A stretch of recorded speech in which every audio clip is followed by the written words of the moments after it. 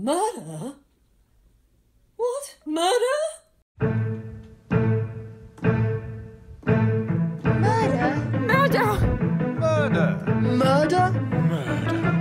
Murder! Featuring Robert Stuart, Claire Lord, Travis Young, Brogan Wikarek, Sarah Boggs, Hayden Palmer, Sue Jordan, Peyton Bradford, Blake Stallings, Scott Mock, Kendall Gibson, John Malley, Maya Floyd, Erika Stone, Jaqueline Silva, Michael Mello, and Elizabeth Blair. Murder? Murder!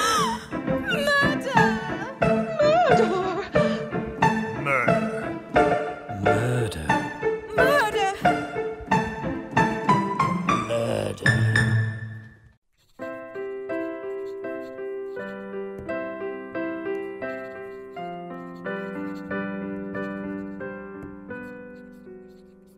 As I put pen to paper, on this, the 17th of April, 1948, I find myself so tired and weary. I'm merely jotting down my thoughts in order to recall the events that led up to the most surprising conclusion of any of my cases. And this one, well, it also happened to be my last. My name is Sheldon Figg. I realize since it's been 20 years since that last case, I have to offer more of a thorough introduction to my name. I am Mr. Sheldon H. Figg, Esquire. I was once the most celebrated detective at Scotland Yard. Why, in my youth, I actually discovered the identity of Jack the Ripper. Though I was, of course, sworn to secrecy in that instance. I was quite literally everywhere. On one notable occasion, I even helped solve a sticky situation at Buckingham Palace. All of that is so long ago now. A lifetime away. It's the most confounded thing, but my memories from then still seem clearer to me than what I had for breakfast. But my most interesting case, and the one that has, I can safely say, truly defined me as a person, was the case at Boughten Manor.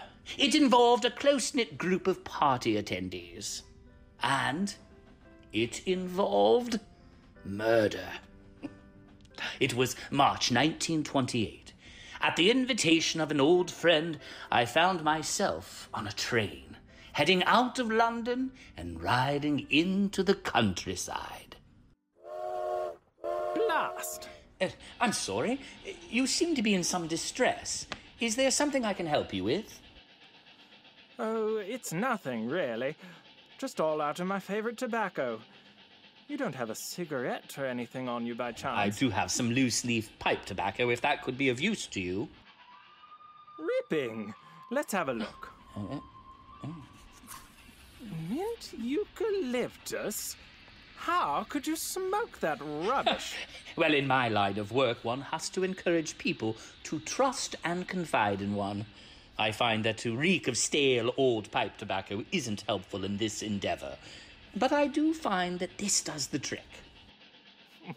I'll take your word for it, old boy, but I'll forgo the secrets in favor of a more usual tobacco.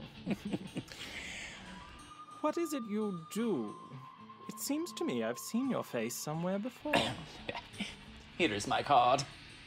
I am somewhat well known in certain circles. Mr. Sheldon H. Figg, Esquire. Celebrated detective. That's it! I knew I recognized you. You're friends with Lady Wolverstone. I think we may even be headed to the same place. Are you going to Boughten Manor? My name is Cowart, by the way. Samuel Cowart. Pleasure to make your acquaintance, Mr. Cowart. Oh, please. Just Samuel. Well, Samuel, indeed, dear Lady Wolverstone is an old friend of mine. We knew each other before the Great War. She is quite a strong personality. Always leaves a certain impression. That's an understatement. She's a dragon. Bella lives with her constant disapproval, and her scrutiny, I fear. Ah, yes. She was always the femme formidable, as they say on the continent. I am assuming that Bella is her niece? Yes, that's right. Her full name is Annabella. Well, Lady Annabella, I suppose, is more strictly accurate. Ah, I see. And it is Miss Annabella's birthday that we're attending? Her 21st? You've got it. And do you know Annabella? She's a frightfully good sport. We've been the best of friends since we were in nappies, practically. Why, her family even stumped up the money that let me attend Oxford. Really decent of them. Oh, that is very generous. You must be close friends indeed. Yes, always have been. Nothing more, though not for lack of trying on my end, I must confess. For though I'm intelligent and have my fancy first degree from Oxford, I'll never quite be good enough for a Boughten. Samuel, darling! How on earth have you been, old bean? Ticking along, Tawny. Thank you. Who's this you're dragging in your wake? Oh, how thoughtless of me. Darling, do forgive me. Introduce yourself. How do you do? I'm Anderson Watson. I'm currently employed at the... And he's my fiancé! And we're engaged! Isn't it fantastic? Oh, hello. Do we know one another? I am Sheldon Figg. Perhaps you've heard of me? No, I don't think I have. Should I? I've heard of you, Mr. Figg. I'm quite a follower of all the big criminal cases. I've read all the papers. Oh, goodness. Are you a master criminal? How thrilling! No, Tawny, I doubt he would give you his actual name if that was the case. Mr. Figg is one of the most intelligent and admired detectives in the world. Scotland Yard has relied on him for years. And what is it you do, Mr. Watts? I'm a chemist. I'm currently working in consultation with St. Mary's Hospital. Due to the discovery this year of DNA, I have been very busy and... Oh, Anderson, you're so precious. You really are. I'm sure Mr. Prigg doesn't want to hear all about your boring job. Figg. It had always been a matter of professional pride to me that I am a keen observer of not just my physical surroundings, but the humans that occupy them. I turned that acumen on the young people who were sharing my railway carriage with me that day. Samuel Cowart was a tall, dark-haired young man with expressive blue eyes that twinkled with humor. A charmer who, I had a feeling, used this trait to his full advantage. As for the young couple, Tawny Belmont was a stunning girl with a presence that filled the room like a whirling tornado. She wasn't classically beautiful, as her features were a little too pronounced, but her jutting jaw, wide smile, and large flashing eyes were unmistakably attractive. It crossed my mind that she was the type of girl who was selfish. Oh, not in a mean-spirited way, just in the fact that her own energy overpowered everything that surrounded her. A very modern young woman, with her bobbed hair and sleeveless dress and flat shoes. But I liked her. She seemed to be very much under the spell of her milquetoast fiancé. Watts was her exact opposite. His entire presence was one of grey, shifting energy, unsubstantial. He wasn't a bad-looking young man, tall but a bit stooped, with sort of dishwater brown hair. His whole demeanor was one of a man who had been put through the wash one too many times. He was the kind of person who tried to exert his own personality over a situation but would, inevitably, be the name one couldn't quite remember, or the person left off the invitation to events purely through oversight. I also thought that this young man wanted very badly to make an impression, and hated being overshadowed. Hated it a great deal, in fact. When his dazzling fiancée had cut off his explanation to me, I saw a dark cloud of resentment pass over his nondescript face. I could tell he considered himself a great intellect, but others didn't seem to notice. I had a distinct pang of anxiety when I thought of their life together. Tawny's voice snapped me out of my thoughts. So, Mr. Prigg, are you heading to Boughten Manor for Annabella's shindig too? It's Figg, actually. Mr. Figg is old friends with Lady Wolverstone. Oh, my word. Do you know, I've never imagined her having actual friends. Oh, did the old battle-axe hire you to come and play detective? Are you to make sure our dear Annabella doesn't decide to run away now she's coming of age? Oh, and especially not with our dear unsuitable Samuel. The family would truly hate that. Oh, I am well aware how unlikely it is that the family would ever stoop so low. Tawny, you really must find your inner monologues sometimes. Why on earth would a man as esteemed as Mr. Figg accept such a domestic and distasteful assignments? You have to think before you speak, and think more deeply. Consider other people. I'm sorry. You're right, Anderson. I'm sorry. To you as well, Samuel. I shouldn't be so thoughtless. You'll just have to count in your head like we've worked on. Well, well. Are you trying to turn into a veritable Sigmund Freud, old bean? That seems like a lot of psychobabble to me. Mr. Figg is, in fact, heading to the manor with us. Are you sworn to secrecy? Or can you tell us if you're invited in an official capacity? The truth was that Lady Wolverstone and I had been friends for years. She was of that certain decaying class in our country, a class that had become victims of the new taxation. She was living with her niece, as she didn't actually have a home of her own, being merely the third sister in the Boughten family, so not inheriting. She had married another minor peer, which came with a title, but again, no property. Her husband had passed away within the past 2 years, and though she had hoped to inherit at least a little money, had left her with nothing, as he had not just a gambling affliction, but an expensive and well-kept mistress in London.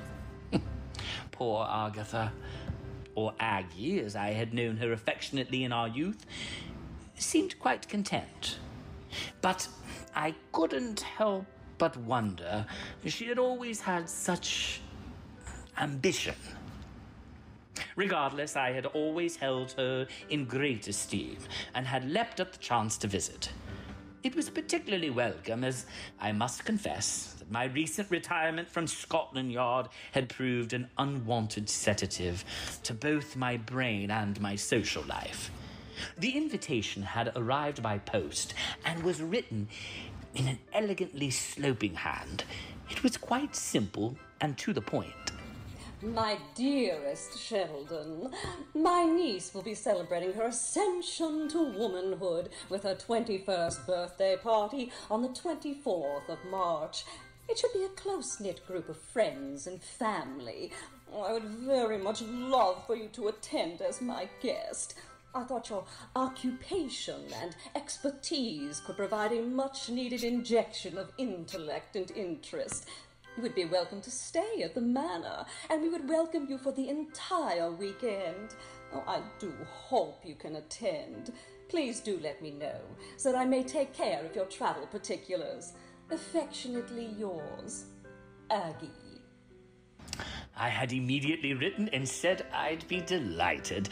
A weekend in the country, reunited with an old friend, sounded like just the distraction I'd been craving. Oh, absolutely no secret. Aggie invited me as her guest. She thought I may be able to add some interesting stories to the conversation. Oh, that's always needed. What with Ronald and his awful wife, and those monstrously bratty children, and his secretary, whom Susan always wants to murder. She's quite a looker, you see, Mr. Prigg, and old Ronald is just this miserly old man who could... Darling? Sorry, my love. Well, I think Tawny is certainly right. They're all wretched, and Bella can't stand them. For myself, I am least looking forward to seeing Lord Ashley Carrington. What a stuffed-up codfish he is. Yes, there will be quite a collection for you to meet, Mr. Figg. Aha! Seems we've arrived. The train station of Boughten was a typical small country stop. The town, which actually was more of a hamlet, had one winding high street that led through the stone cottages that had stood firmly since the early 1600s. In the distance, on a gently sloping hill, was a square stone mansion with shuttered windows. I knew this was my destination. The manor house. A grey place. Yes, a grey place indeed. Secretive and grey. Upon arriving at the station, we were met by a driver in pre-war black Rolls-Royce motor vehicle. I was given access to the front seat, and my younger companions crammed into the back.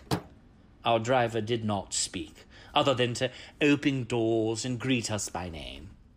The 2+ mile ride to the manor was not as pleasant as it could have been, due to most of the road being unpaved and the car having a questionable suspension.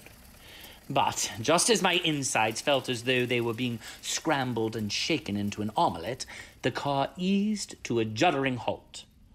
The house, which appeared even more colourless up close than it had from afar, had shuttered windows and a general appearance of being closed away, dormant. Yes, this was a house asleep to much of the world. Waiting to greet us was a young woman, attractive with dark hair and eyes, but a mouth drawn into a thin line that made her look like she was in constant disapproval of her surroundings. Samuel sprang forward and grabbed her around the waist, which only caused the thin line of her mouth to compress into invisibility, though her eyes did twinkle a little. Elena, my darling. It's been far too long. Oh, yes, it has been quite some time, Mr. Cowart. I trust that Oxford has treated you well. First-class honors degree in classics, as a matter of fact. That's wonderful. I knew you could do it. Oh, do be careful, old bean. Can't let people know you actually have feelings. You're quite right, Mr. Cowart. I won't allow it to happen again. If you'll go inside, Trescott has your usual room made up for you. Oh, Miss Tawny. And I assume this is your fiancé, Mr. Watts. Yes, that's correct. How do you do? Lovely to meet you. And congratulations on your forthcoming nuptials. I am Elena Drake, head of house matters here at the manor. You may call me Miss Drake. Trescott has prepared the east wing for your rooms, Mr. Watts and Miss Belmont. I trust you'll find them suitable. I noted that her eyes grew cold as she looked at Tawny. No love lost there, obviously. It reinforced my initial impression that the lovely Miss Belmont left much animosity in her wake, most of which I had a feeling she was quite unaware. I presume that you are our honoured guest, Mr. Sheldon Figg?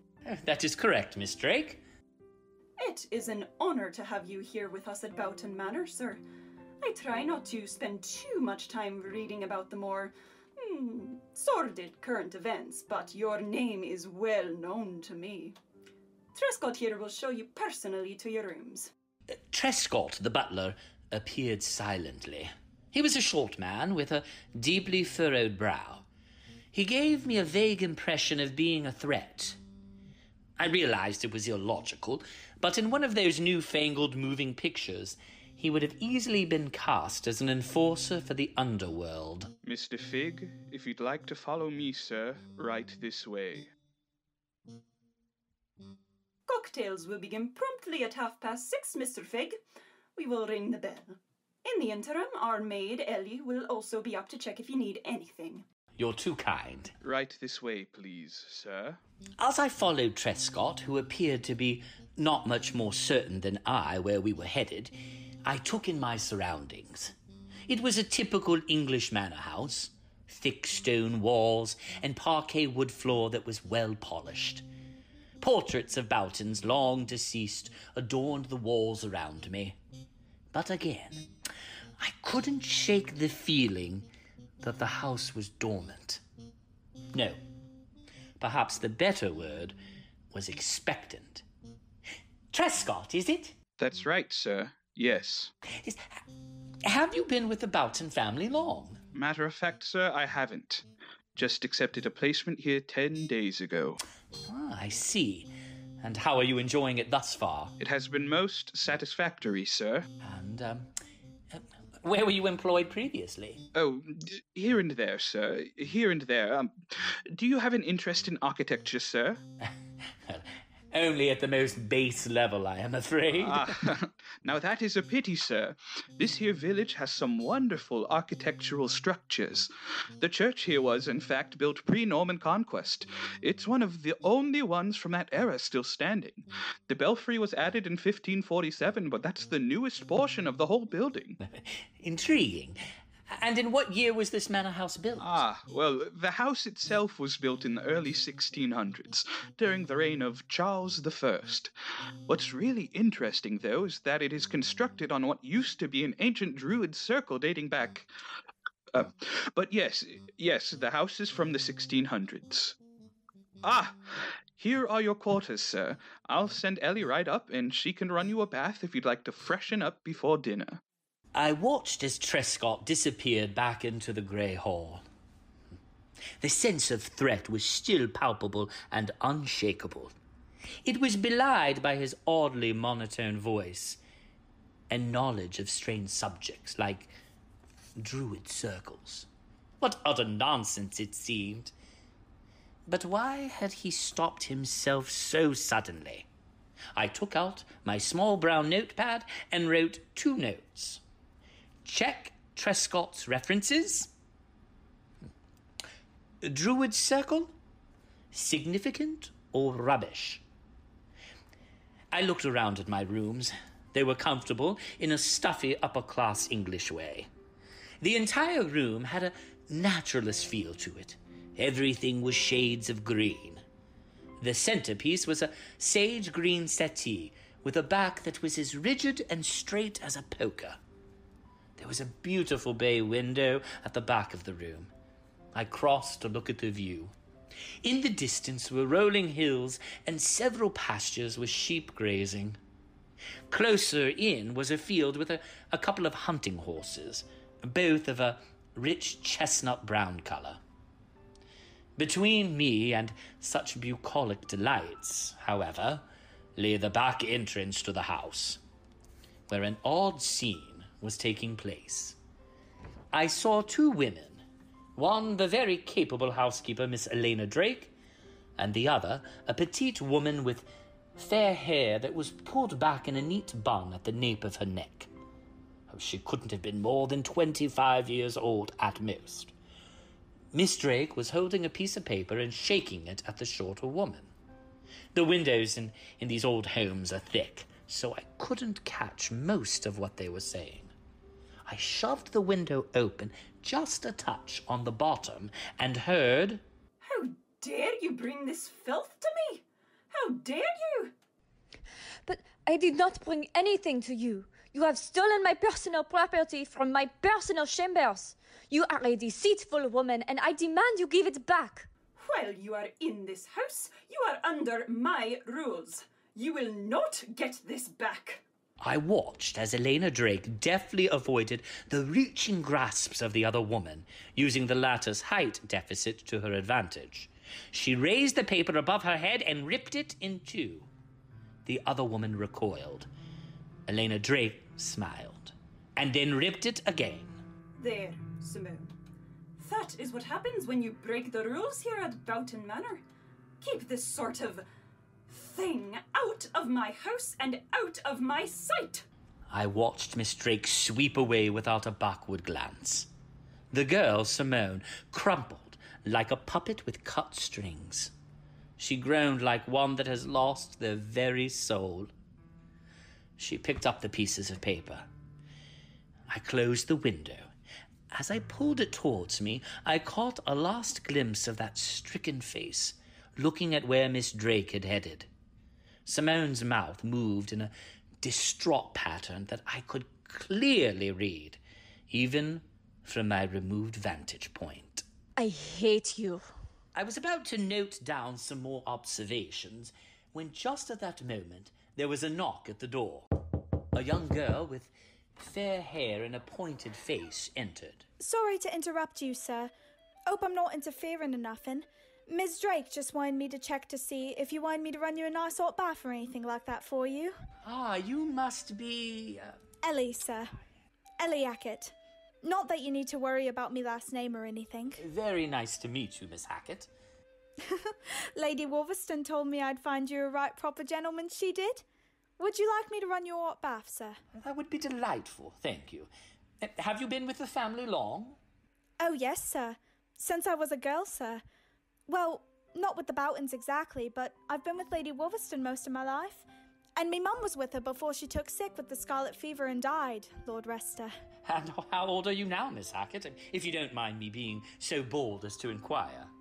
Why, I'll be 18 this September, sir. Getting on a bit now, then.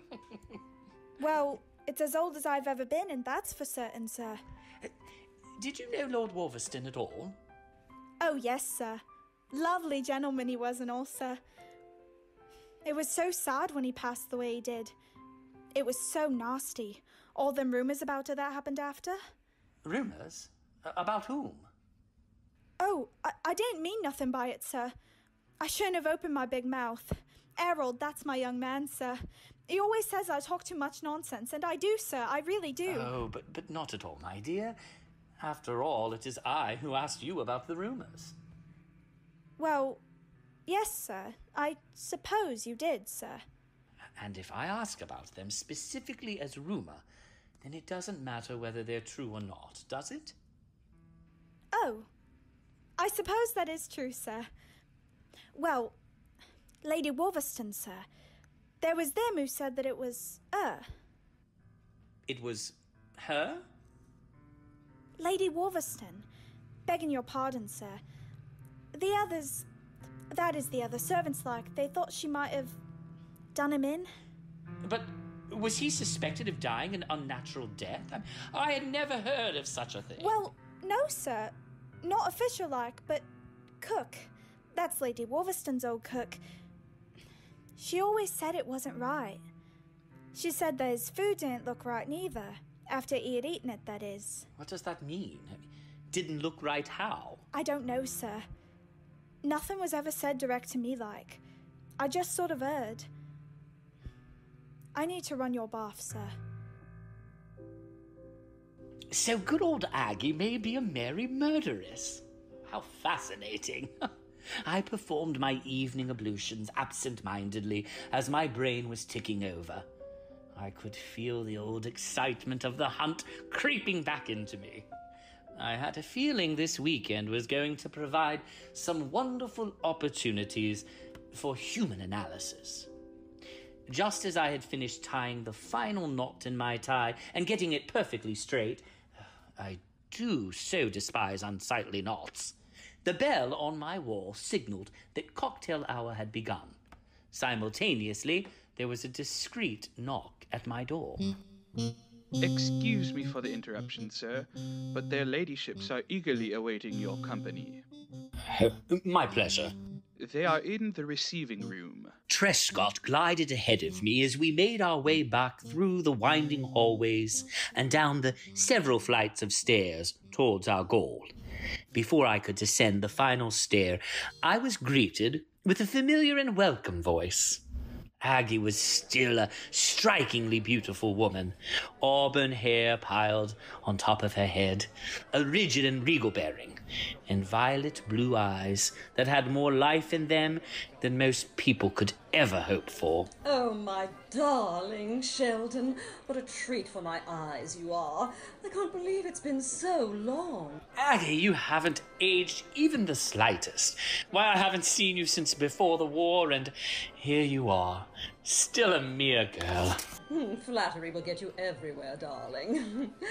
I wish it were true. But I stand here before you, a penniless widow, barely out of mourning. I was so sorry to hear about the loss of your husband. I know it must be a very difficult... No matter. One must exist, wholeheartedly in the present. Don't you think that's true? Oh, I'm sure Shakespeare said it.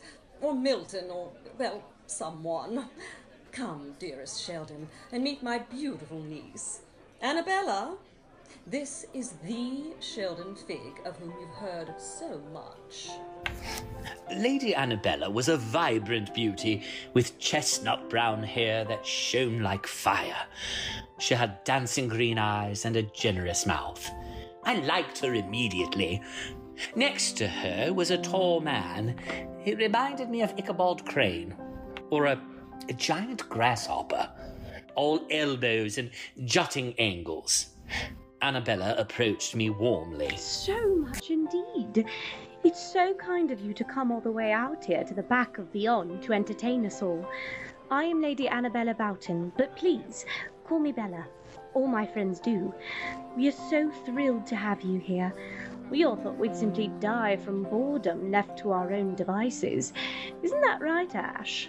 Oh, good Lord, yes. We were so very grateful, Mr. Figg. Such a delight to meet you. I'm Lord Ashley Carrington. I believe you helped my father with a matter of some delicacy many years ago. We were eternally grateful. Your father? How thrilling! Mr. Figg, I do hope that, if I ply you with sufficient amounts of port, you'll regale us all with the juicy details of that case and, well, all the others. Oh, Bella, you know I can never get you to marry me if you heard all of my dark and deep secrets. I'm not sure anyone can get me to marry them, regardless of secrets or not. Particularly as I am hopeful that there'll be some change in this country that will allow me to vote by the end of this year as a 21-year-old woman. Think of it! No waiting until I'm 30. Oh, I do so love this modern era. Oh, Mr. Figg, I hope Lady Wolverstone warned you that our Bella is quite a little radical. I most assuredly said nothing of the kind. If my niece wants to believe that having a political say at a ridiculously young age is more important than finding a husband and behaving like a proper young lady. It's 1928. I am 21, and though you do not agree, I am so... Not yet. Not yet, you're not. In 2 days, I will be 21. I have a brain and a heart. Why should I have to wait until I'm 30 to have a voice in this country? And why should I get married? Though there is a decent man just waiting for you to change your mind. Patiently waiting. And a not-so-decent man who'd love the chance to propose. Hello, Bella, old thing. Oh, hello, Samuel, dear. I'm so pleased to see you. I heard you graduated with an honours first. Always knew you were a brain. So well done, old chap. Does this mean that you'll be knocking around here?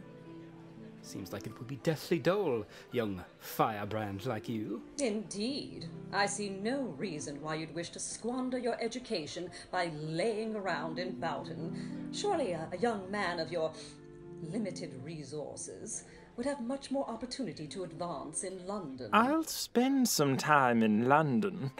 I have a few prospects there. But Bella has offered me the chance to stay here for a while. And I am writing a book. So I'm grateful to get the chance to focus on that for a bit. Ha! A book? Good on you. What's it going to be about then? It's about an aristocratic family and their secrets. Oh, how lovely! A novel. I'm sure it is going to be just thrilling, Sam. I can't wait for us to get to spend so much time together again. That's definitely the best part to my mind, too. Well, that sounds splendid. I had no idea Bella had extended such a generous and open-ended invitation. Oh. God.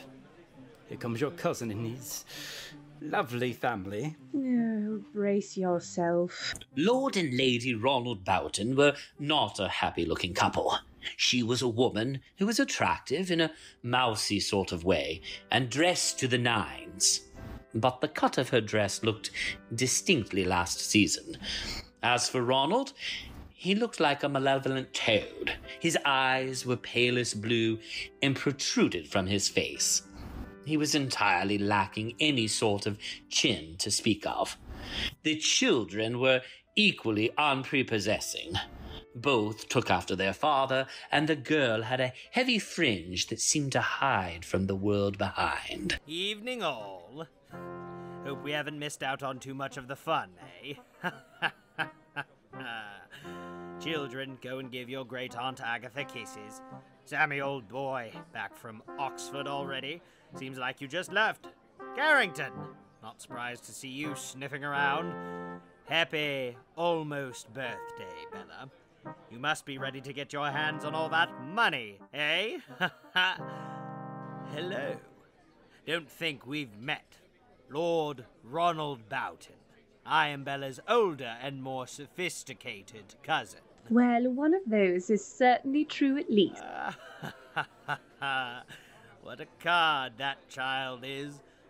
Sorry, did you say your name? I didn't have the chances yet. I'm Sheldon H. Figg, Esquire. Blast me! The famous detective? What on earth are you doing down here? Has my boy Donald been pinching the servants' wages again? Pa! I only did that one time. That they can prove. Stop telling that story. Do forgive my husband, Mr. Figg. We have, of course, heard of you, and are so thrilled to have you at our little family gathering. I am Lady Susan Boughten, née Buckingham. This is my daughter, Anne. Say hello, Anne. Good evening, Mr. Figg. It's a pleasure to meet you. And this is my son, Donald. Say hello and stand up straight, Donald. I didn't take any of the wages or anything, I swear. I have learned my lesson from the last time. I won't ever do anything like that. Not ever again. Donald, that's enough. Your father was just having a little joke at your expense. I am sure that Mr. Figg isn't here to trouble about your petty mistakes. Now, act your age and greet him properly. Good evening, Mr. Figg. Thank you, Donald. Now, go and take your sister to the library and entertain each other while the grown-ups talk. Do I have to, Mama? I'm 16. Can't I stay with the adults? Don't you question your mother, boy. You may be 16, but your sister's a child of 12. It is your duty to entertain her. Now, Bitsy will be coming by train tomorrow, and if you ask her nicely, she may be persuaded to take you into the village, but only if you do as you're told today. But I really shouldn't. I can't. I said now. Fine. Ow! Donald, stop! You're hurting me! Just hurry up. Don't be such a stupid baby. Ow!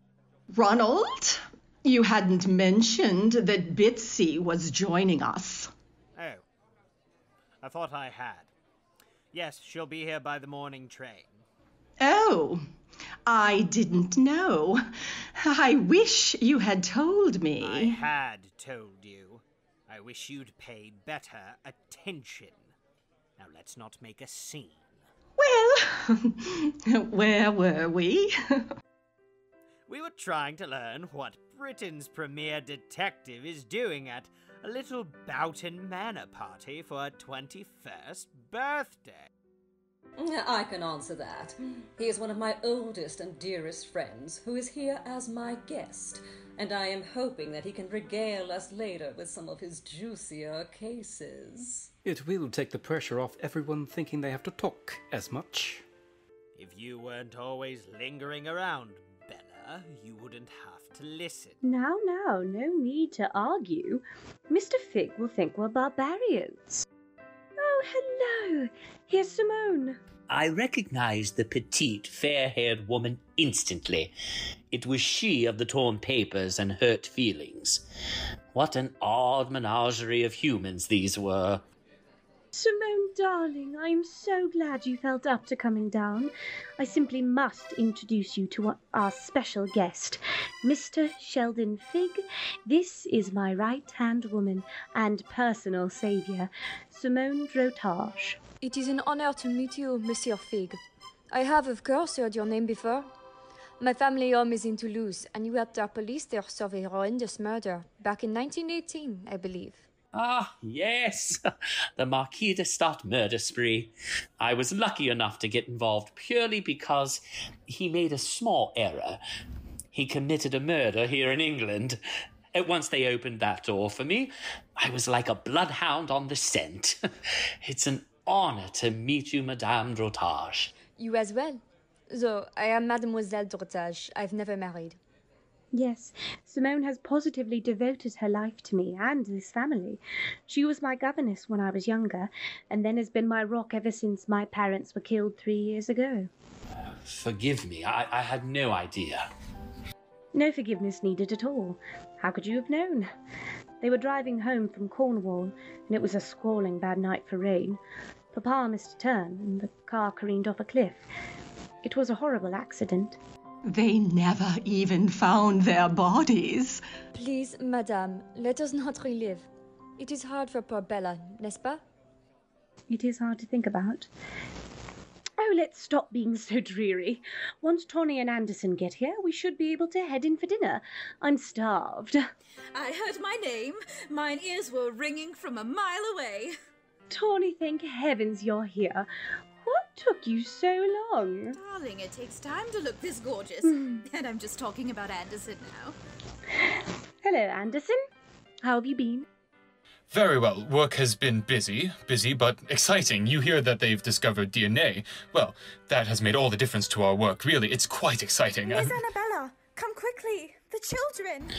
My host and the entire party dashed from the room and down the hall towards the sounds of struggle and a girl's screams. I got stuck behind Lord Ashley and Samuel, both of whom were well over 6 feet and dwarfed my average stature. I felt the level of panic and tension increase around me as we all crammed into the room. The screams echoed in my head. I maneuvered myself into a better vantage point and was stunned by what I saw. Ronald and Susan's 2 children were on the floor.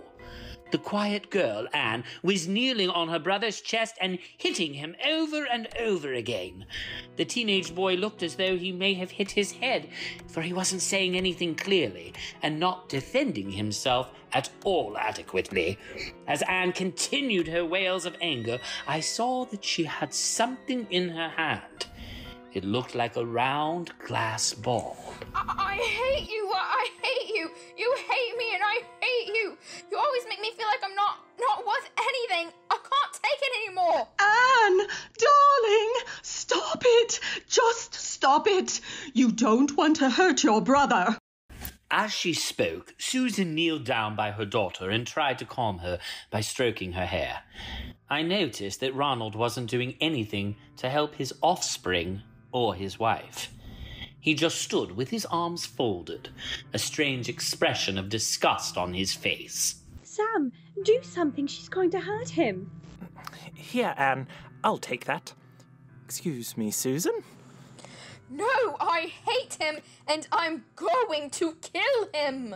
It was then that I noticed the shiny glass ball in her hand was actually an Art Deco paperweight. Anne tried to yank her arm out of Samuel's capable grasp to then drag it down on her still-dazed brother's head. But Samuel was too strong. He pried the heavy ball of glass from her and pulled her up and away from her brother. Samuel was a lot faster and more athletic than his languid manner belied. Annabella and Simone both rushed to Donald's side while Susan tried to comfort the crying child. Oh, my love, you get so overwrought. There now, deep breaths, deep breaths. Good girl, keep breathing. In and out, in and out. Wonderful. Ellie? Yes, ma'am. Go and run a warm bath for Miss Anne. And turn down Master Donald's bed for him. Yes, ma'am. And Ellie, not another word of this incident to anyone, or your job will be on the line. Are we clear? No need to be so harsh to her, Susan. And you don't get to do any firing of my staff. Thank you, Ellie. That will be all. Yes, ma'am. Well, I suppose I should recuse myself from dinner. I already took the liberty of instructing cook to have your meal sent to the children's rooms. Oh, how thoughtful of you, Miss Drake. That is so very capable of you. Oh, Madame Suzanne, it would be so late for you to miss out on dinner with your family. I will go and care for the little ones. It is my pleasure to do such a thing for you. No, but I couldn't possibly. It is not a problem. I insist.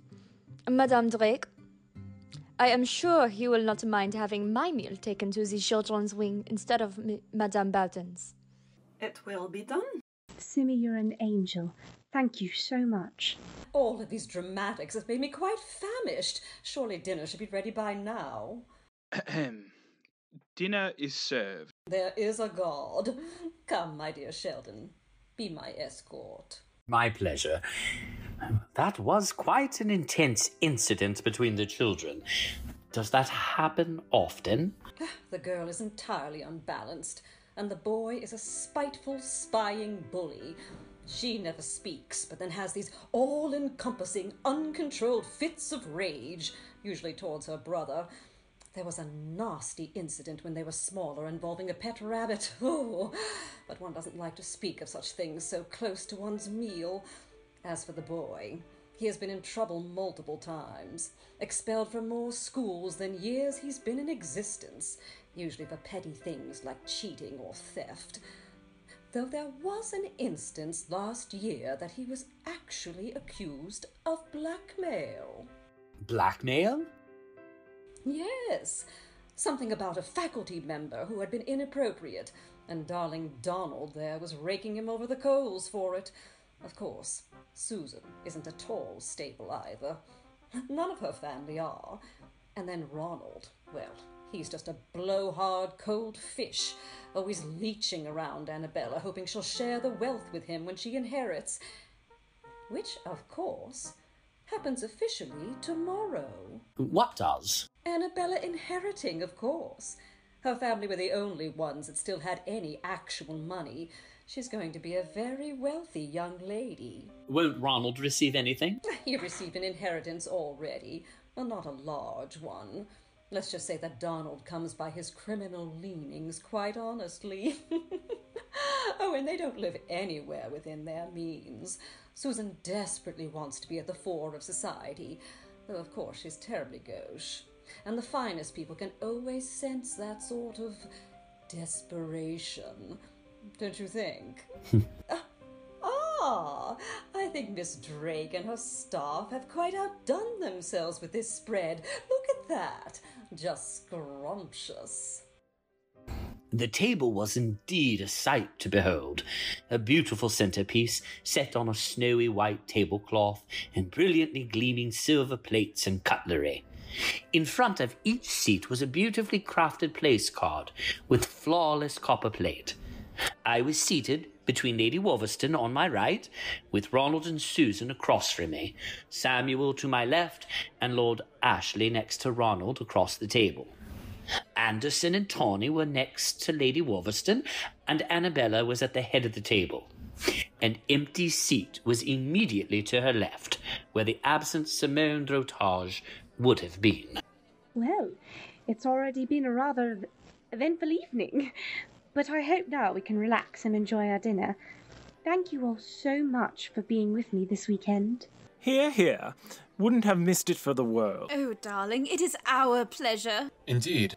Couldn't possibly miss the most beautiful girl's most important birthday, could I? Oh, so very nice. My dear, have you spoken to your solicitor?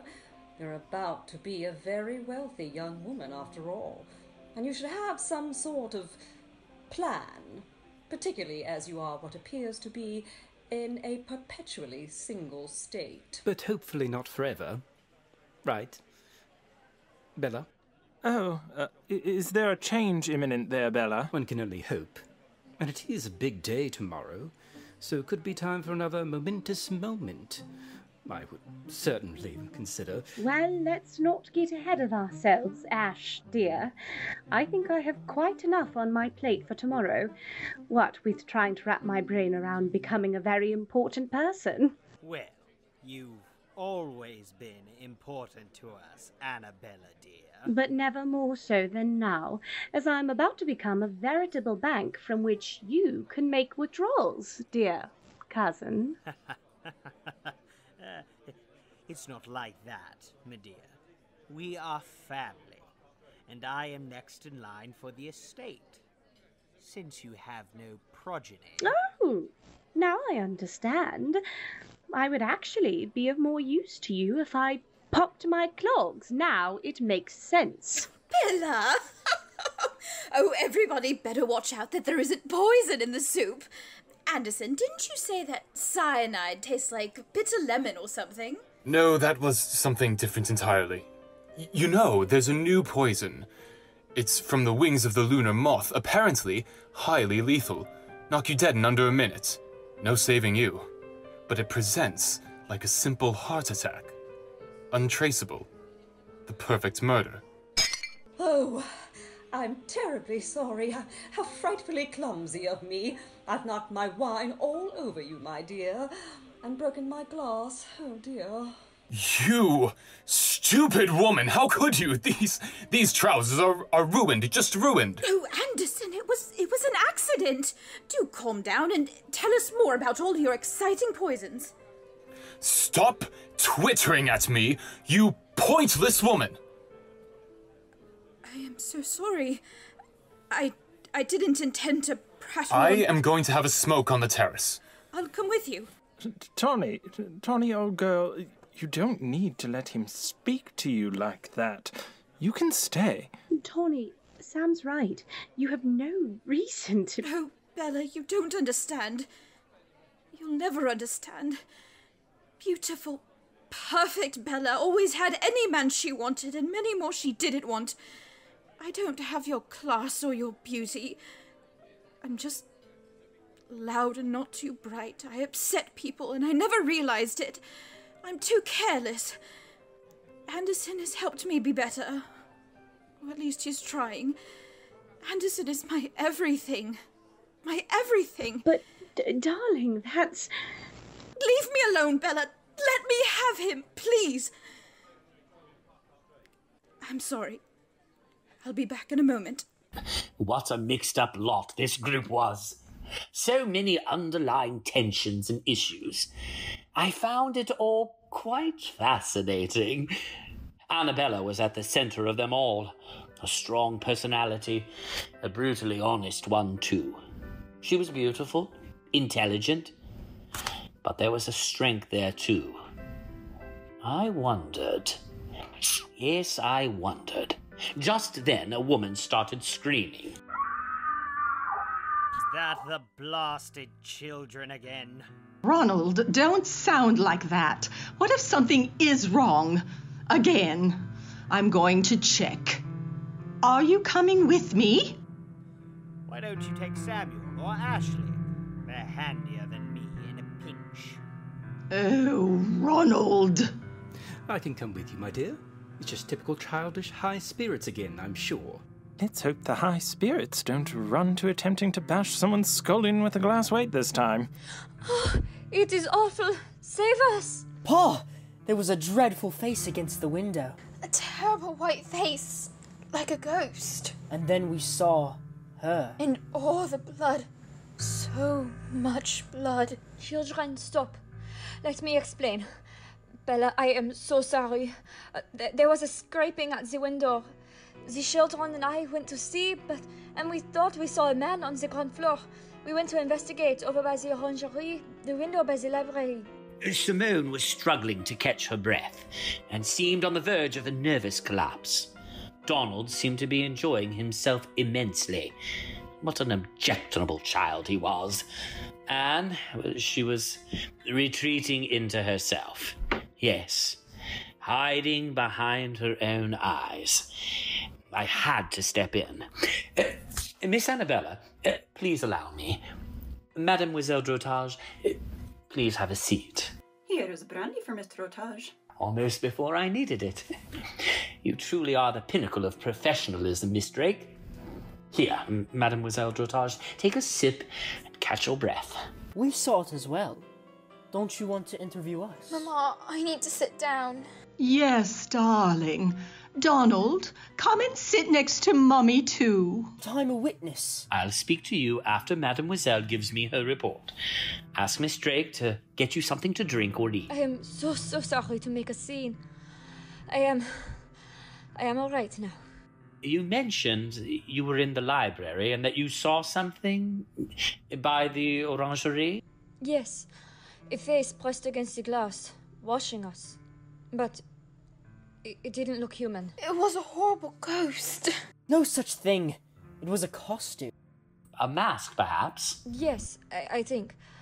We went to investigate. I am so sorry, Madame Suzanne, for taking the children. It just didn't occur to me that it would be so awful. Quite so. We understand. Please do continue. We walked out to the orangerie and I saw something shiny on the floor, so I bent down to pick it up. And that's when I saw her. Yes. Someone dropped a statue on her. What? Who? That marble bust of your great-grandfather, Bella. Someone hit her with it. And I'm so sorry. It was your maid, Lady Wolverstone. That young girl, Ellie, she is dead.